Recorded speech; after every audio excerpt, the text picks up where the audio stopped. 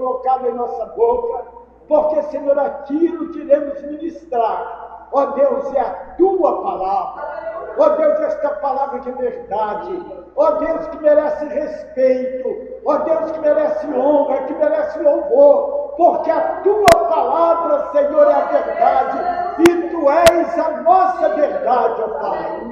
Ó Senhor, derrama da tua bênção em nossas vidas nesta noite, ó Deus, e toma em nossas vidas em tuas mãos, para Deus que possa ser bem explicada a tua palavra, e para que nós saiamos daqui, Senhor, mais fortes, mais, Senhor, corajosos, ó Deus, pessoas mais conhecedoras da tua palavra, pois nós te pedimos, em nome de Jesus. Amém. Podeis sentar. Se não fosse difícil, as pessoas que estão lá atrás, sentar bem mais aqui na frente, iria me auxiliar bem. Não é uma ordem, é um pedido.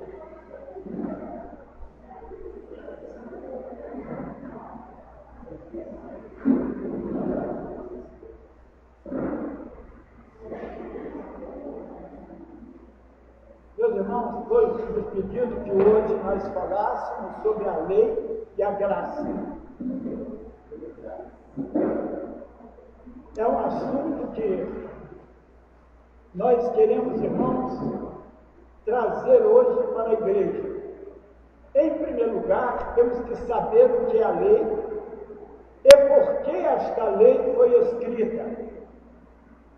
A lei se trata dos 10 mandamentos e mais de diversos parágrafos sobre outros pontos de vista que Deus determinou para o povo de Israel. Muitas vezes pensamos que a lei é só os 10 mandamentos, não é. Todo o livro de Êxodo, depois do capítulo 20, ele começa a mostrar leis que o povo de Israel deveria seguir.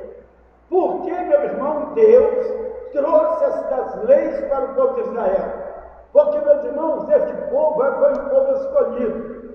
Ele viveu 400 anos ali no Egito, 430 anos, mas podemos assim dizer. A promessa era de ficar 400 anos como escravo ali no Egito. Mas eles ficaram 430 anos. Por quê? Porque durante 30 anos eles não eram escravos. Foi aquele período que José ainda era vivo, que o rei do Egito conhecia José e o que ele havia feito.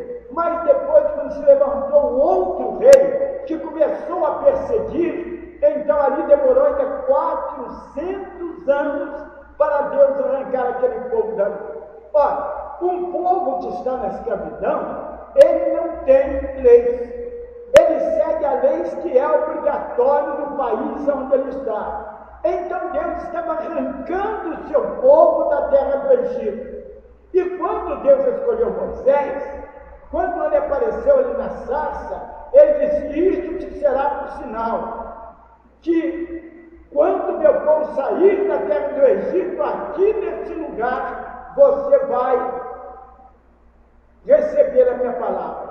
E Moisés então saiu, atravessou o Mar Vermelho, e o primeiro lugar para onde ele foi o Sinai. E quando chegou ali no Monte Sinai, Deus então chamou Moisés e fez subir ao monte, porque o que mais pessoas não quiseram, não puderam, tinham medo, terror, não foram. Mas Deus então ali estipulou os 10 mandamentos e depois continuou falando com Moisés o que ele queria para o seu povo. Portanto, um povo, uma nação, ela precisa de leis.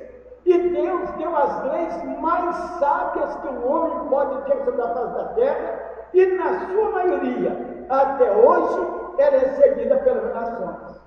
A lei, meu irmão, é estipulada para dar sentido a um povo. Por quê? Porque a lei não salva ninguém. Mas a lei tem alguma coisa de bom, ou aliás, muitas coisas de boa. Ela priva o homem de viver na libertinagem, porque ela coloca limite para o povo, ela vai colocando limite. Então, quando você vê ali na lei, não faça isso, não faça aquilo, não faça aquilo outro, Deus está falando para o seu povo. Ele não está falando para as nações ao redor, não. Está falando para o povo de Israel, que ele estava trazendo agora por mão forte. Então, irmãos, estas leis, elas foram feitas para o povo de Israel. Nós apanhamos depois, mas elas foram feitas para Israel.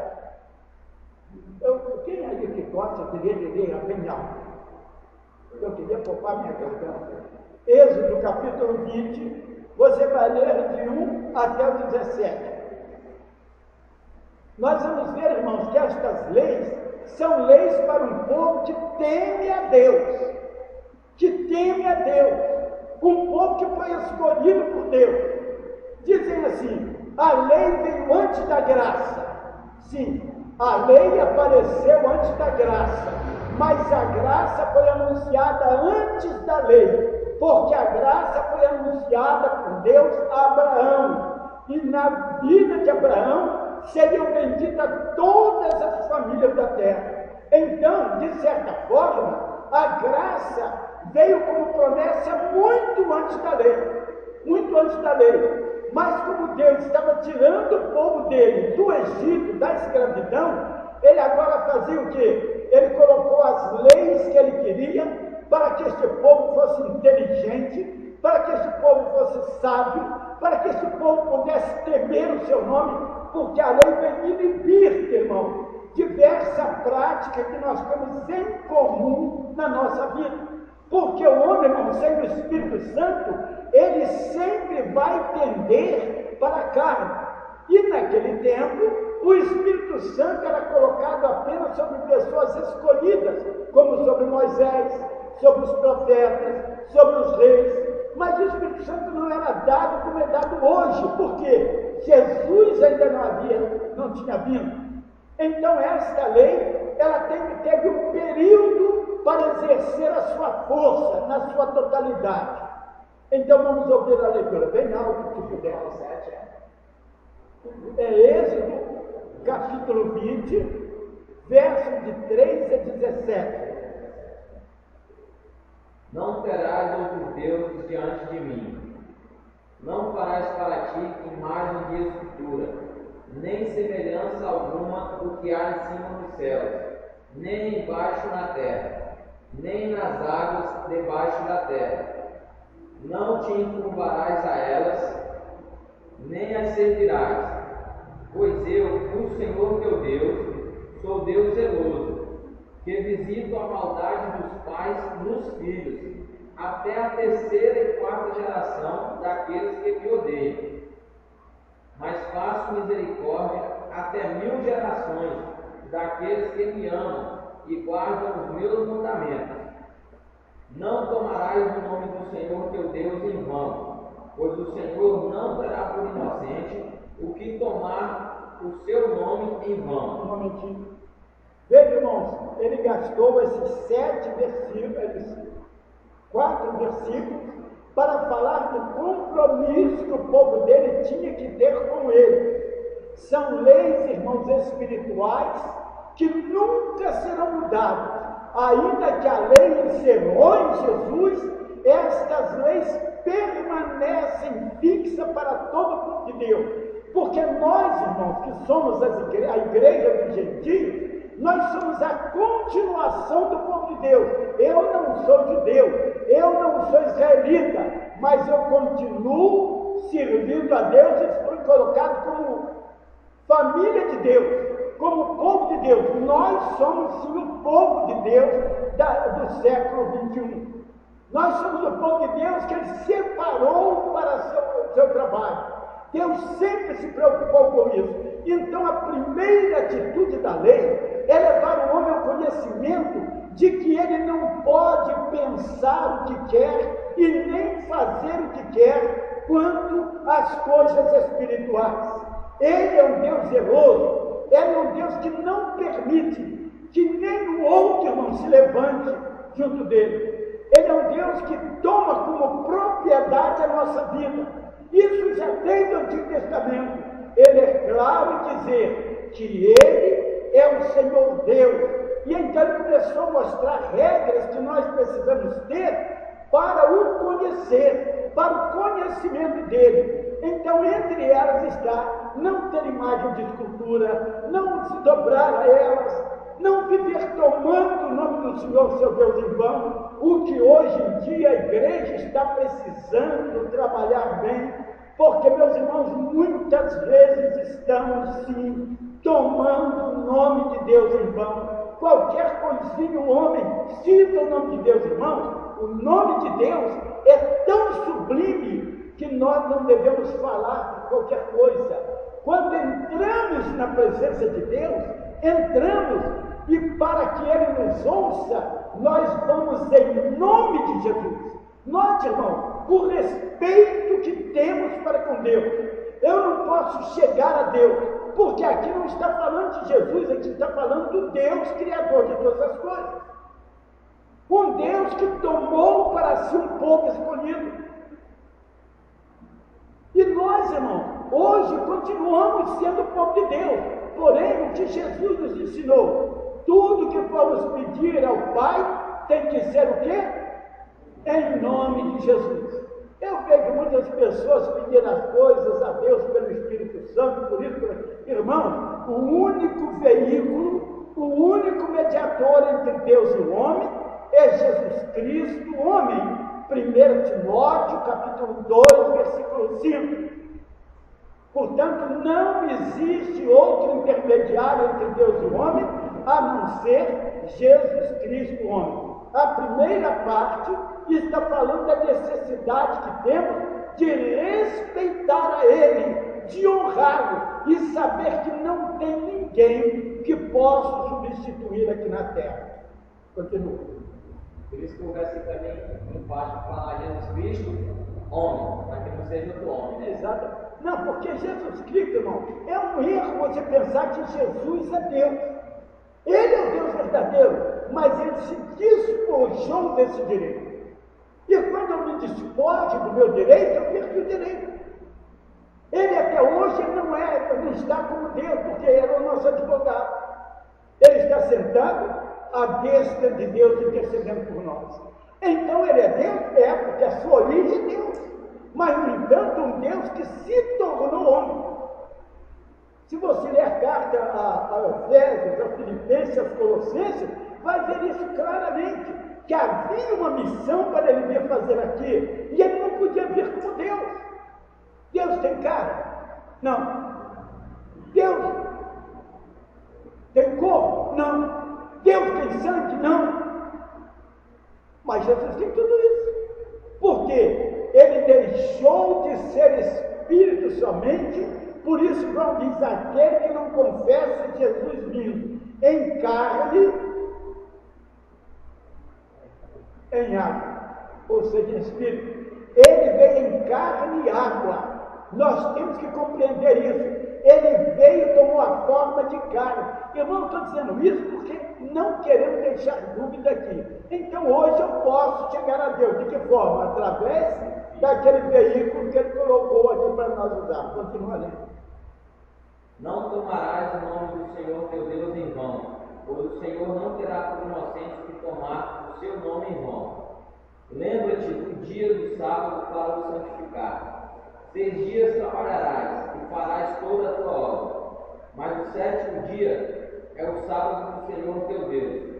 Não farás nenhum trabalho, nem tu, nem o teu filho, nem a tua filha, nem o teu escravo, nem a tua escrava, nem o teu animal, nem o estrangeiro que está dentro das tuas portas.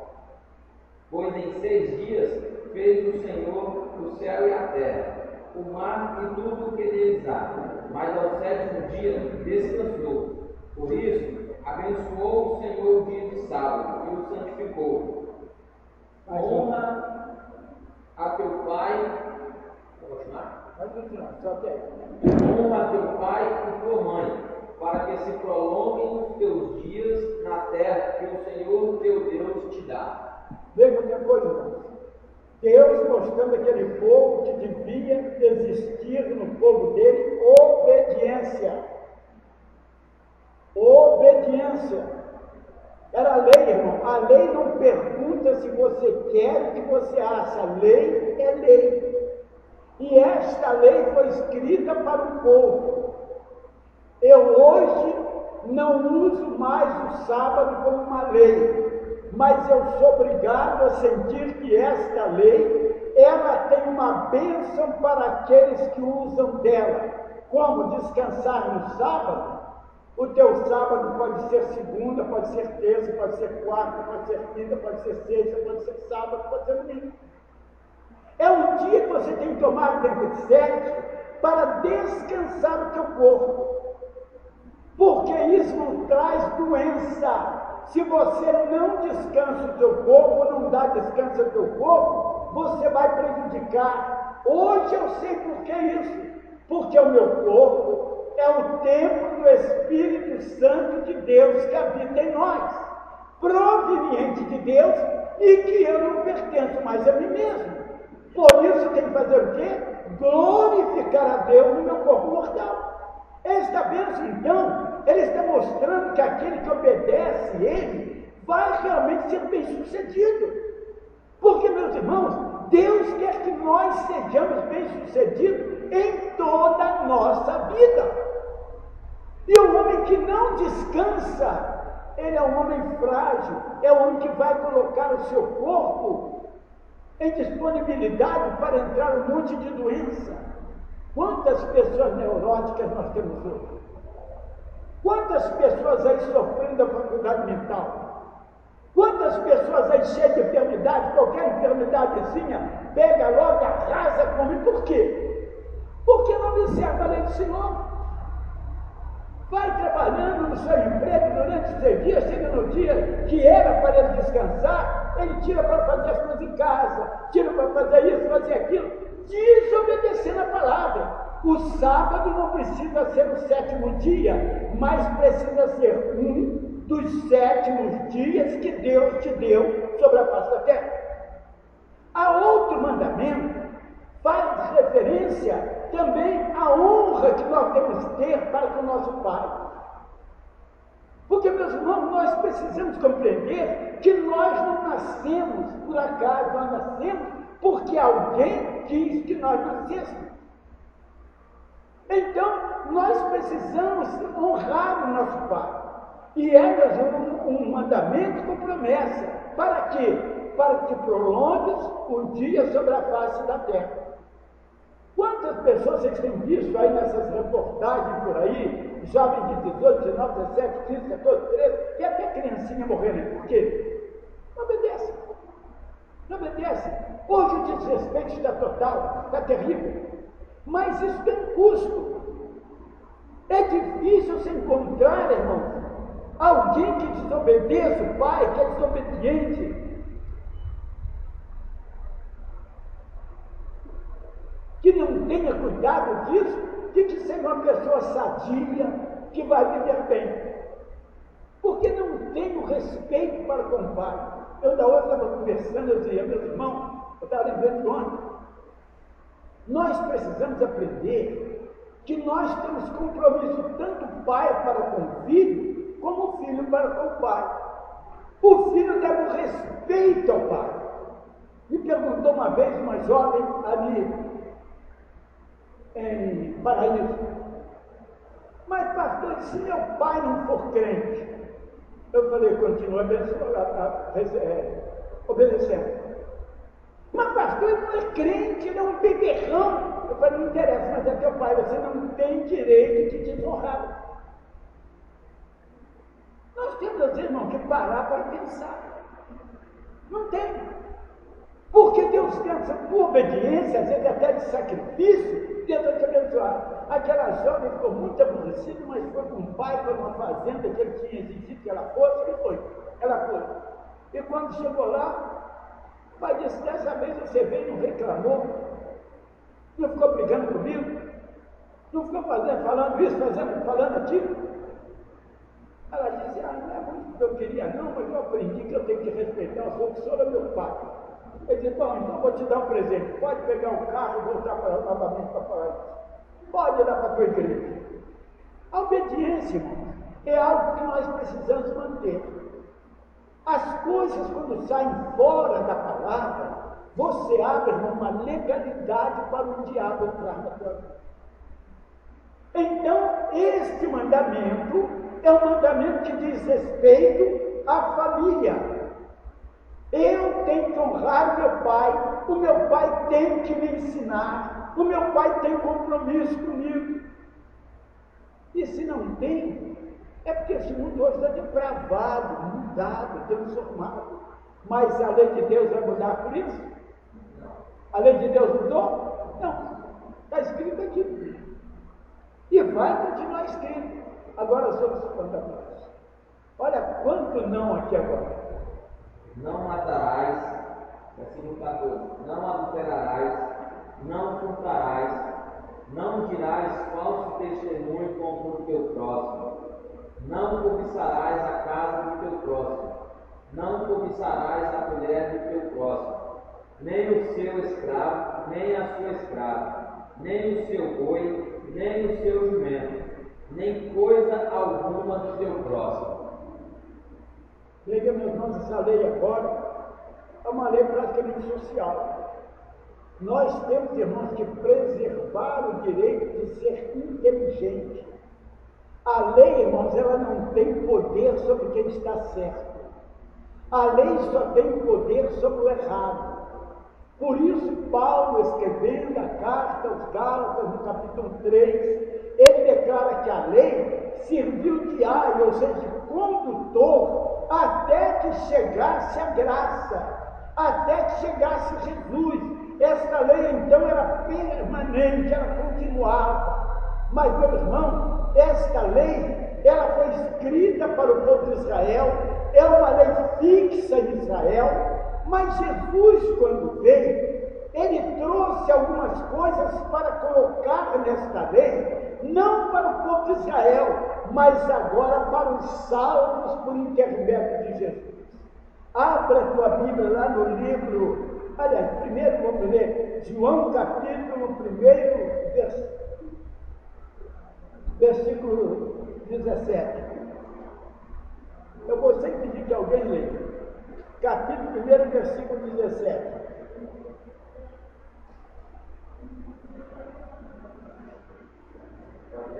Pode ler. Pois a lei foi dada por intermédio de Moisés. Nós já lemos, essa lei que ele leu aqui antes, foi dada por intermédio de Moisés. Continua.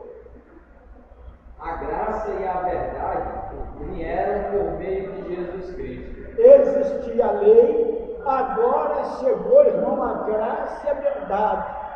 Esta graça, ela não veio para dizer que a lei não poderia existir, ou que ela não deveria ser cumprida por nós. Pelo contrário, esta lei agora deveria ser obedecida não como uma ordenança, mas por intermédio do amor que nós devotamos a Deus. E quando devotamos o amor a Deus, nós também devotamos amor ao nosso próximo. Então abra aí Mateus capítulo 5, versículos 17 e 18. Jesus, irmão, ele não veio destruir a lei como muitos querem. Não, ele não veio destruir a lei, nem os profetas. Ele veio para abrogar, ele veio para cumprir. Mateus 5, 17 e 18. Não penseis que vim revogar a lei, ou os profetas. Não vim para revogar, vim para cumprir. Porque em verdade vos digo, até que o céu e a terra passem, nem um i ou um tio jamais passará da lei, até que tudo se cumpra. Jesus então cumpriu todos os requisitos da lei. Irmão, Jesus não tinha de maneira nenhuma condições de cumprir tudo que ele fez aqui se ele não fosse obediente à lei, porque a lei foi escrita para ser obedecida. Mas agora Jesus dá uma visão diferente a esta lei, para aqueles que o acompanham. Jesus disse: se alguém quiser vir após mim, renuncie-se a si mesmo, tome cada dia a sua cruz e siga-me. Pedro, escrevendo mais tarde a sua carta, ele diz o seguinte: para que sigamos as suas pisadas, Nós temos, irmãos, que seguir as pisadas de Jesus. E ele cumpriu toda a lei. Agora vamos ver. Esta lei que ninguém conseguia cumprir, porque a lei não pode salvar ninguém. Primeiro porque ela não trabalha, irmãos, em cima do que é certo. Ela trabalha em cima de quem errou. Ela só tem força quando a pessoa é errada. Como que uma coisa dessa pode salvar? Não pode. Mas ela serviu de aro. Ela serviu de condutor, ela serviu para guiar o povo até Jesus, porque naquilo que não pode isso, não pode aquilo, a pessoa ia começando a sentir a necessidade de ver a vida tolhida. Ele não podia dar vazão à carne, não podia fazer o que a carne queria. Quantas vezes os judeus certamente tiveram raiva um do outro, e a vontade era matar, mas por que não matava? Não matava porque a lei diz, se você matar, você morre. Mas aí vem Jesus, irmão, e diz que ele veio cumprir a lei, ele cumpre. E aí ele começa, que essa coisa interessante, ele diz assim no versículo 21, ouviste que foi dito aos antigos, não matarás, e quem matar estará sujeito a julgamento, Êxodo 23, eu, porém, vos digo, todo aquele que sem motivo se irá contra o seu irmão estará sujeito a julgamento, e quem proferir um insulto ao seu irmão estará sujeito a julgamento do tribunal, e quem lhe chamar tolo ou louco estará sujeito ao inferno. Ele apagou esta lei e colocou mais coisas nesta lei, mas agora não como uma determinação, para que você saiba que você tem que fazer as coisas de Deus por amor. Como entender isso? Por favor, leia aí para mim, Tiago.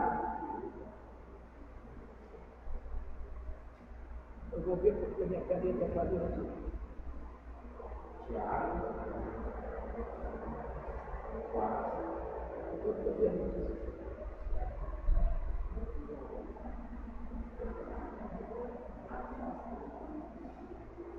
Você pode ler apenas o 14 e o 15. Tiago, capítulo 1. 14 e 15. Mas cada um é tentado quando atraído e engordado pela sua própria concupiscência. Depois, havendo a concupiscência concebida, dá a luz ao pecado. E o pecado, sendo consumado, gera a morte. Precisamos então o quê? Preservar a nossa mente para as coisas de Deus. Então, para mim, não vai ser mais uma tarefa difícil eu poder não matar. Por quê? Agora Cristo está dentro de mim, Ele me deu o Espírito Santo, e a minha mente já não pode mais pensar da forma que nós queremos. Ela tem que pensar igual à mente de Cristo, como está escrito em 1 Coríntios, capítulo 2, se não me falha a memória, versículo 14. Nós temos o quê? A mente de quem? A mente de Cristo. Nós temos a mente de Cristo. Agora veja aí para mim, Romanos,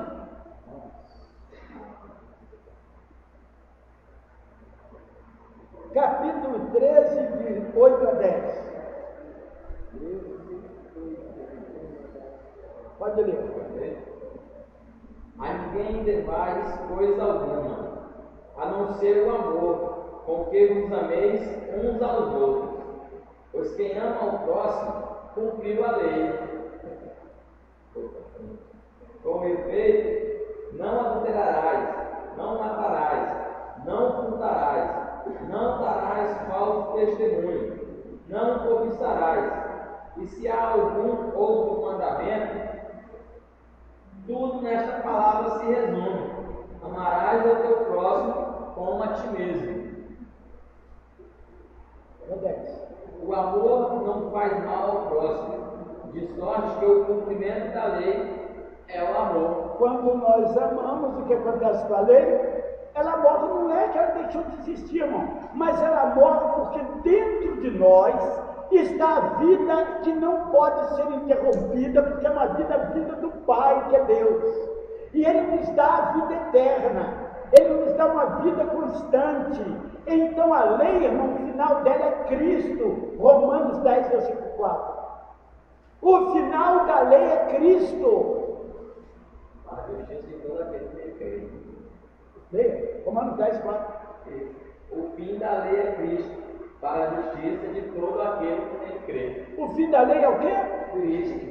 E quando Cristo entra em nossa vida, o que acontece? Vamos continuar o mesmo homem? Vamos nos deixar vencer pelo pecado? Então logo vê que esta lei, ela só tinha vigor de dificuldade enquanto Jesus não veio. Porque, meu irmão, até está escrito em Hebreus capítulo 10, que o homem era morto sem qualquer piedade, através de uma ou duas testemunhas. Então, infringiu a lei, morria mesmo, não tinha conversa não.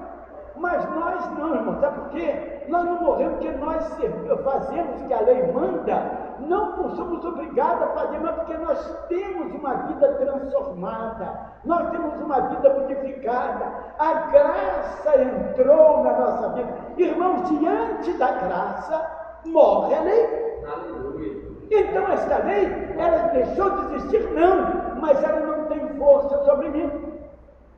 Dizem aí, olha, sabe que estão procurando aqui para prender quem matou? Se eu não matei, não tem ninguém. Pode procurar à vontade, eu não matei. E vão prender quem roubou. Pode procurar à vontade, eu não estou assolto, sabe por quê? Eu não roubei. Então a lei existe, mas nós a temos superior. E meu irmão, é tão terrível que nós agora temos que seguir aquela lei e aderir a ela outras coisas, nem do pensamento. Lá no livro de Mateus, capítulo 5, que fala a respeito do adultério, está escrito: não adulterarás.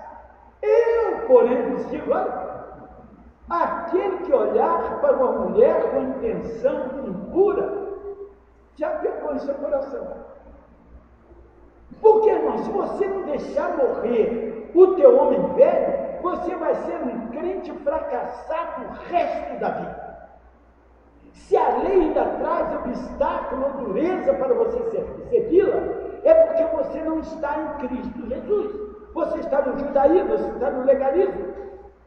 Mas nós temos Cristo. Então a nossa visão é diferente, o nosso coração é diferente.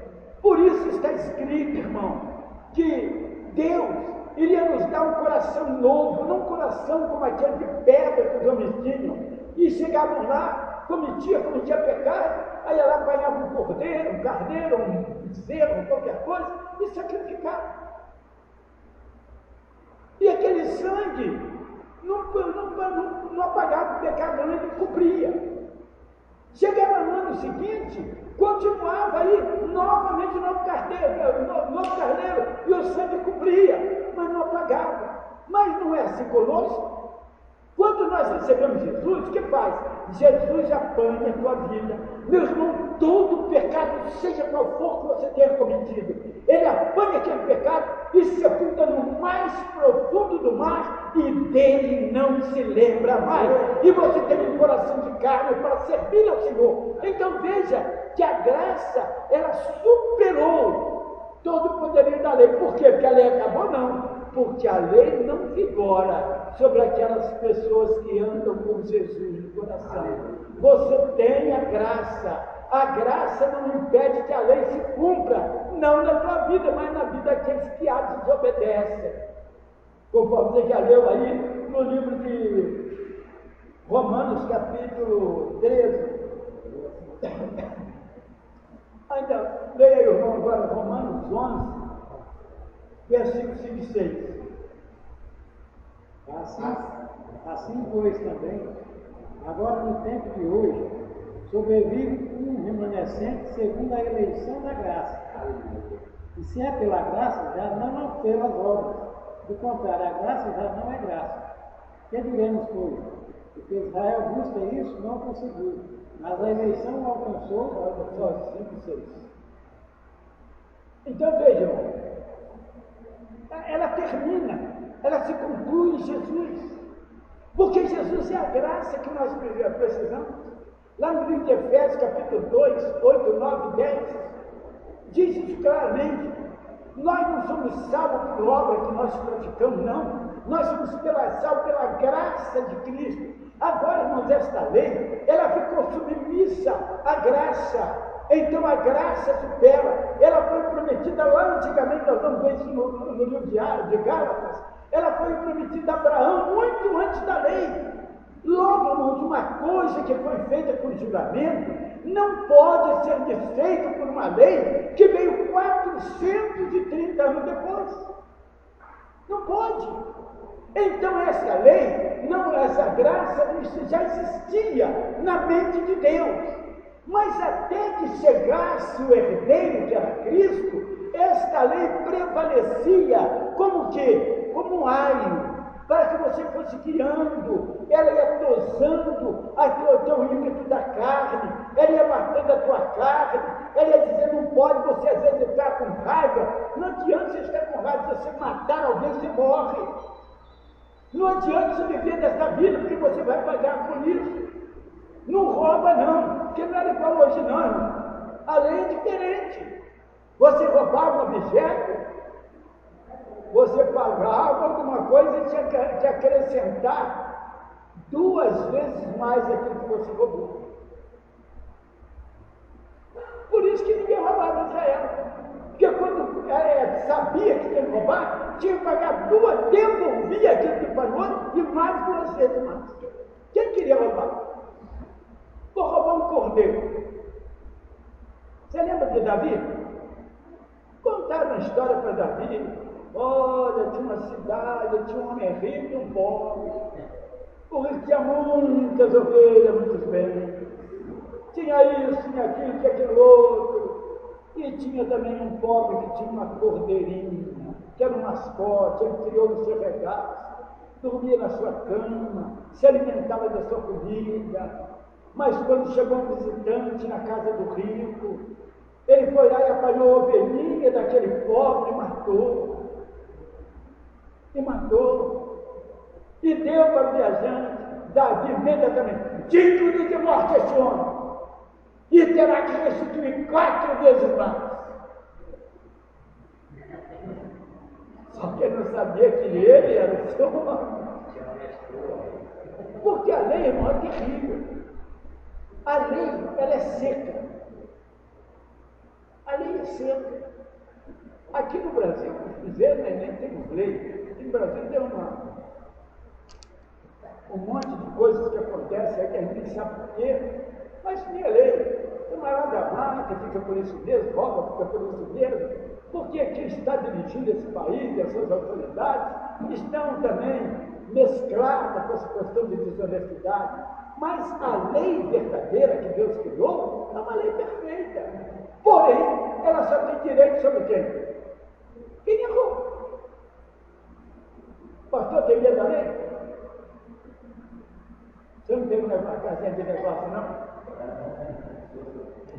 Quando vende lá, está pondo impostozinho para o governo, não vê? Tá? Se está, meu irmão, tudo bem, mas se não está, você tem que temer, porque está infringindo a lei. Está infringindo a lei. Mas vamos ver mais. Vamos ver.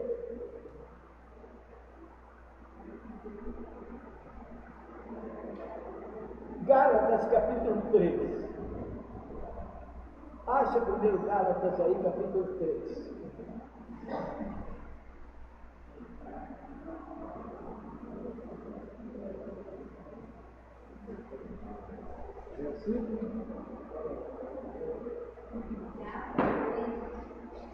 Gálatas, capítulo 3, versos 23 ao 25. Opa, peraí. Versículo 4.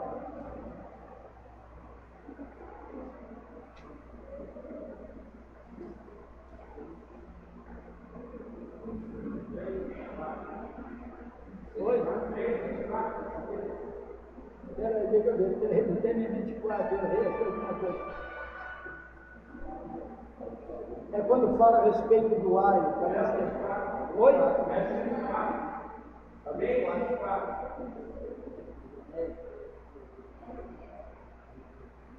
Ah, eu estou em Efésios, é por isso. Obrigado. Então vamos ver aí, meu irmão. Gálatas capítulo 3, 23 ao 25. Mas antes que viesse a fé, estávamos sob a tutela da lei, e nela encerrados para essa fé, e do futuro haveria de revelar-se. De maneira que a lei nos serviu de aio para nos conduzir a Cristo, a fim de que fôssemos justificados por fé. Mas tendo vindo a fé, já não permanecemos subordinados à raiva, pois todos vós sois filhos de Deus, mediante a fé em Cristo Jesus. Então, irmão, de maneira que a fé, que a lei, ela se de aio, de condutor, até que chegasse o que eu herdeiro, até que chegasse Jesus. E quando Jesus veio, o que ele fez? Ele então cumpriu a lei e agora ele pôde trazer uma nova visão, a fé. Porque, meu irmão, se a lei fosse seguida da fé, certamente ela salvaria. Mas não, ela não tinha fé, porque a fé, meu irmão, é produzida pelo Espírito Santo de Deus. É um dos dons do Espírito Santo de Deus. E no Antigo Testamento havia muita obediência, muitas pessoas que seguiam, mas eles nunca chegaram a alcançar a promessa. Se você ler o livro de Hebreus, capítulo 11, você vai ver os patriarcas da fé, homens, irmãos, magníficos, poderosos, homens cheios de graça, homens, chega a dizer lá, dos quais o mundo não era nem digno. Mas, no entanto, irmãos, estes homens, eles não alcançaram a promessa. A Bíblia diz que eles não alcançaram a promessa. Mas por que não alcançou a promessa? Porque Deus, irmãos, estava provendo coisas melhores ao nosso respeito, para que eles, sem nós, não fossem aperfeiçoados. Vamos ver aí, Hebreus capítulo 11, a partir do versículo 39. Olha bem, ele está falando só de patriarca da fé, não está falando de qualquer um, não. Todos os homens que estão citados aqui, irmão, deram testemunho terrível de fé, um homem poderoso, mas eles não alcançaram a promessa. Eles não alcançaram. Pode ler. E todos estes, embora tendo recebido bom testemunho pela fé, contudo não alcançaram a promessa. Deus havia provido coisa superior a nosso respeito, para que eles, sem nós, não fossem aperfeiçoados. Veja, meus irmãos, aqui é mais uma convicção de que não faz Deus distinção mais entre os judeus e nós. Estes homens tinham todo o privilégio, mas lhe foi vedado o privilégio de ver depois do nascimento de Jesus. Eles não concretizaram a esperança, eles ficaram na esperança, mas entre a esperança e a fé, eu continuo com a fé. Porque a esperança me aponta lá para longe, mas a fé me aponta para hoje. A fé me traz uma convicção, conforme eu estava dizendo, a graça não tem que viver dentro de nós. Por quê? Você foi salvo pela graça. Leia Efésios capítulo 2, de 8 a 10. Eu não quero ser 8 e 9, não.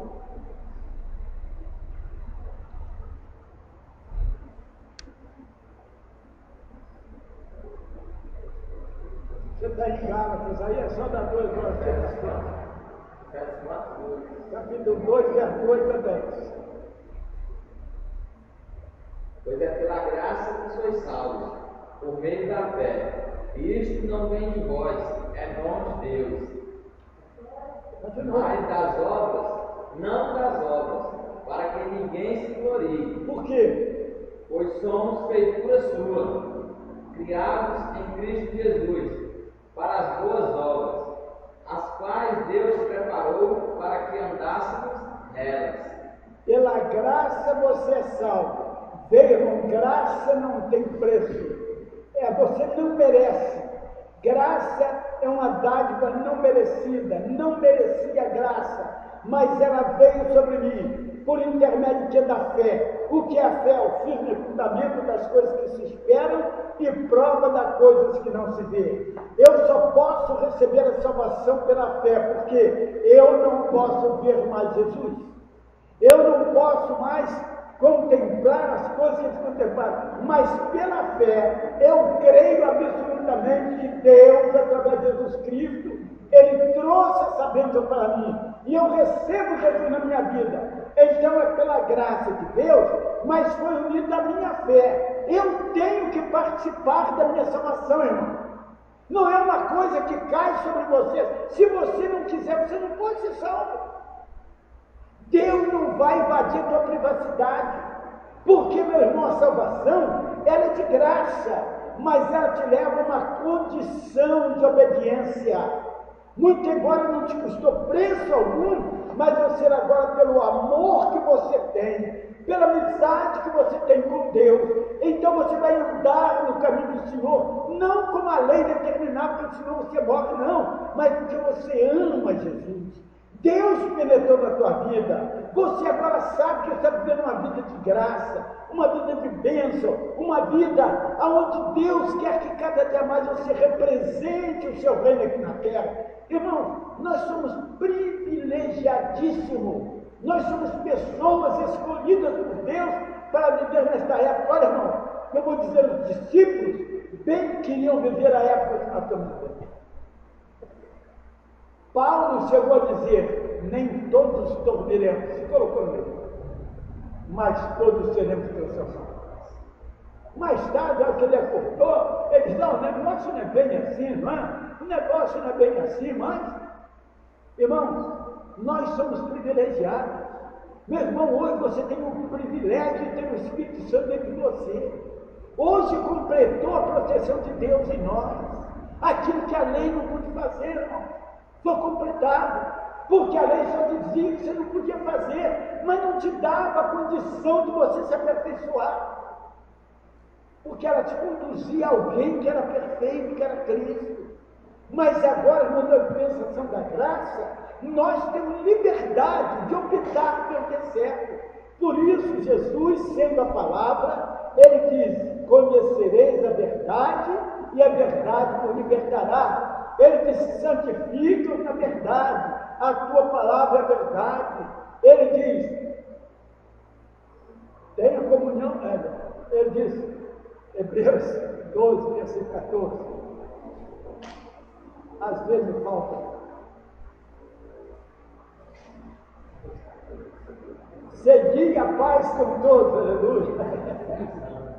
E a santificação, sem a qual... Agora, a santificação é um ato? É uma coisa que acontece de repente? É um processo. É um processo. Irmão, não precisamos fazer como muitos estão fazendo, querer aumentar a Bíblia. Dá um jeitinho lá para aumentar um pouquinho. Deus não escreveu direito, não. Aí você vai aumentando, mas a Bíblia diz que aumentar qualquer coisa, as pragas que estão decorridas nesse livro cairão sobre a tua vida. E se tirar, você não tem direito nem sequer à árvore da vida. Então, irmão, nós temos que crer no que está escrito. E agora você vê que está lá em Apocalipse, quando declara aquele que é limpo.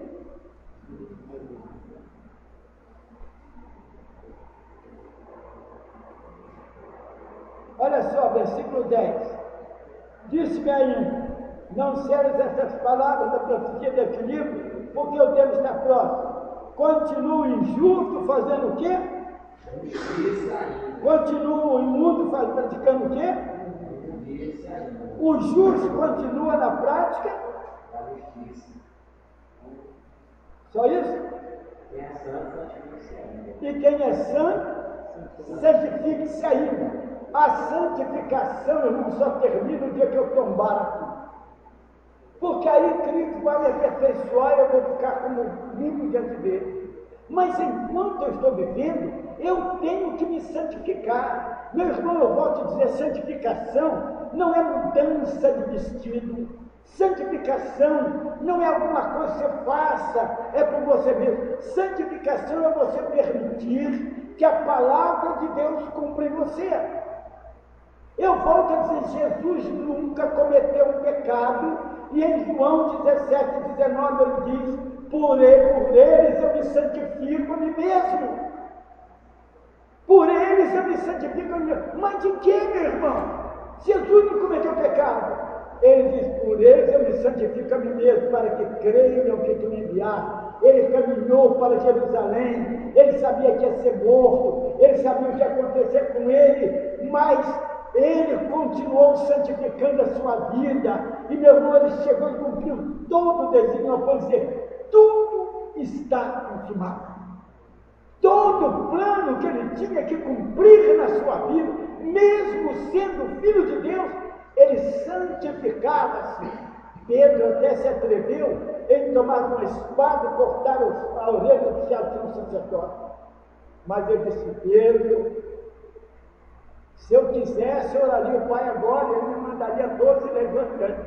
Se 2 anos fizeram o que fizeram em Santo Antônio do Morro, imagina 12 levantantes. Mas como iria se cumprir a Escritura que diz que acerca de mim deve acontecer? E ele continuou santificando. Eu vou morrer, vou se pegar, fui traído. Agora vão chegar e vão me cuspir, vão me bater, vão me prender, vão tirar toda a liberdade, vão os imundos, vão ser colocados no mundo. Mas ele continuou caminhando. Nós somos santificados por essa palavra.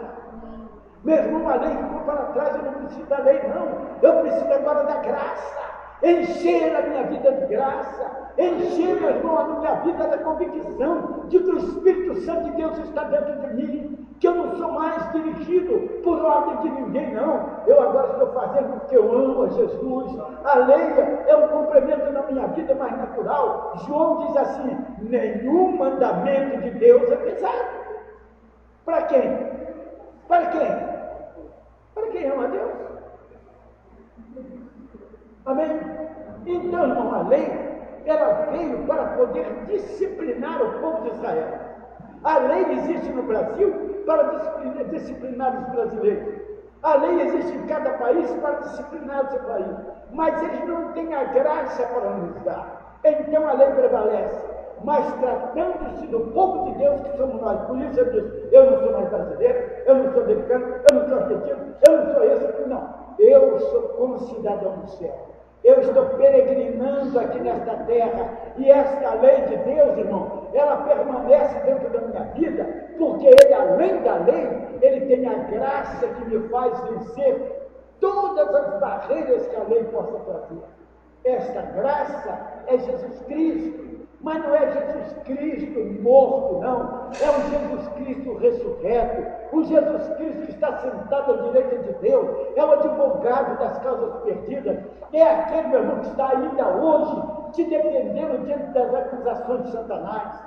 Quando você cai, quando você erra, Satanás ainda hoje te acusa, mas em breve você será lançado à terra e não terá mais acesso. Mas Jesus continua sendo o teu advogado, aquele que está sentado à mesa de Deus, intercedendo por você. Eu calculo quantas vezes Satanás tem feito como fez com Jó, querendo acusá-lo disso e daquilo, mas Jesus tem um sinal na sua mão. Jesus tem uma marca no seu corpo para dizer, eu os comprei, eu paguei tudo que eles fizeram de ruim, e eu me assumi aqui diante de ti. A graça de Cristo derramada em nossas vidas para tirar aquele vigor da lei que era como castigo e colocar a bênção. Mas ainda tem um versículo, um ponto que eu quero ler com os irmãos aqui,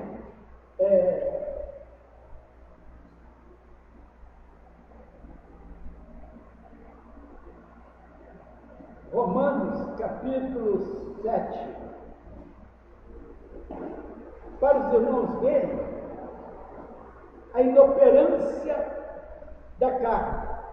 O capítulo 7 de Romanos, ele vem para mostrar que a lei é boa, que a lei é certa, que a lei tem tudo de bom, mas ele não consegue jamais cumprir. Por que que não consegue? Porque sem o Espírito, irmão, você jamais vai cumprir a lei. Jamais. Não consegue. Então aqui Paulo, ele diz no capítulo 7, no versículo 7, que diremos, pois? A lei é pecado? De modo nenhum.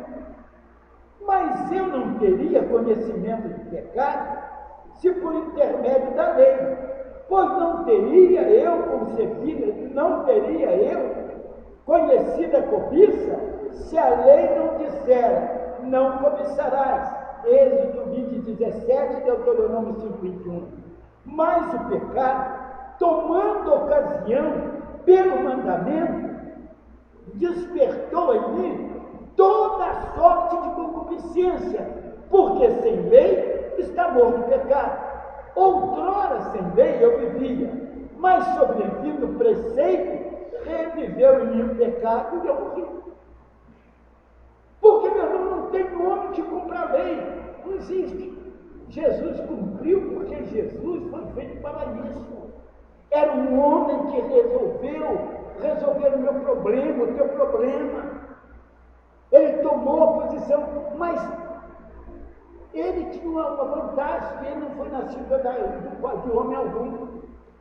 Mas eu não fui concebido por uma mulher e por um homem. Então a minha carne, por mais que eu conheça o vigor da lei, se eu não tiver o Espírito Santo para me dominar, certamente, irmão, não vou conseguir. Então aquilo que era bom, me conduzia a Cristo, se tornou um problema para mim. Porque eu sei que aquilo é errado, mas eu caio. Então ele se dizer, porque aquilo que eu quero fazer eu não faço, mas o mal que eu não quero fazer é que faço. Então eu concordo que a lei é boa, porque eu vejo que não é erro da lei, mas por causa da minha carne. Porque, meu irmão, o homem pela carne não vai vencer nunca. Por isso eu digo, se alguém aqui gosta de viver com carne, muda o teu pensamento. A carne só vai te levar para o buraco. Você não vai poder cumprir a lei e está fora da graça. E se você está fora da graça, você está fora de Cristo. Irmãos, o livro de Romanos devia ser muito bem escrito. Falam sobre teologia, pois está aqui. Isso aqui, Romanos, é teologia. Mas é uma teologia real. Conhecimento de Deus. Não é teologia que ensinam por aí, baboseira. Teologia que realmente muda o sentido de Deus na minha vida. Eu tenho que respeitar a Deus. Eu tenho que saber que o que eu estou fazendo aqui, eu vou prestar conta. Então, irmão, veja bem, o capítulo 5 fala de justificação. O capítulo 6 começa com uma pergunta: que diremos, pois? Permaneceremos no pecado para que a graça venha? De forma nenhuma. Eu que já morri para o pecado, como viverei ainda? Ou não sabeis que todos, quando fomos batizados na morte de Jesus? Para que assim como Jesus ressuscitou dos mortos, assim também nós levantemos em novidade de vida. E vai dizendo, irmão, mostrando que o pecado não pode mais revigorar na vida de quem está salvo. Meu irmão, acorda!